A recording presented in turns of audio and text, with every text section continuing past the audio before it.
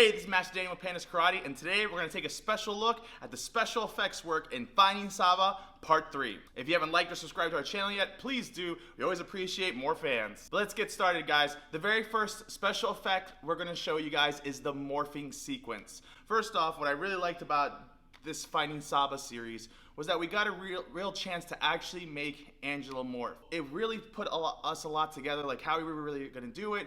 Are we going to do it like the Mighty Morphin style? Are we going to try to do it more original? But we decided to just really go back. I mean, if you look at part one, we really went back to continue the story about Saba not being around since 1995. And then Angela discovered the sword and whatnot. So here's a side-by-side look of what morphing looked like back in the 90s and what morphing looked like today. It's morphing time! White Ranger power!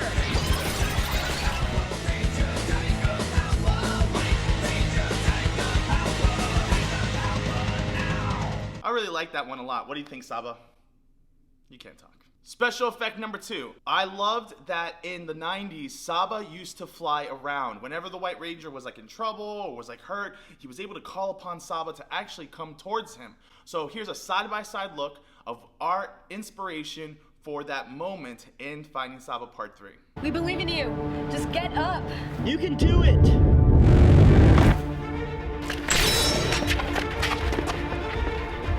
How we pulled that off was actually interesting. We had to get the camera in a special angle so we could grab the sword, lift it up, and then push it into the White Ranger's hand. It wasn't too hard.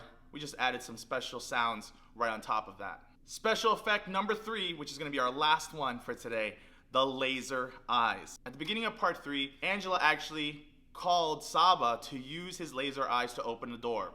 Saba rejected that idea. But if you noticed, he eventually did use his laser eyes. Now, if you saw part two, we actually tried to do that same movement as well. We wanted to make it more aggressive in part 3 and really try to do it closer to what it originally looked like in the 90s. So here's a side-by-side look of our inspiration of Saba's laser eyes. It's now a good time? Now!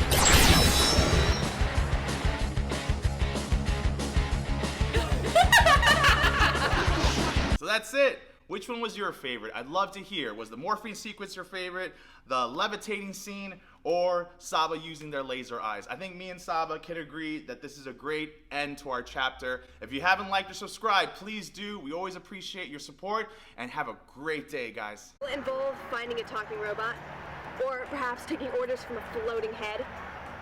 I know. Will we fight to regain our powers from a cloud-riding ninja?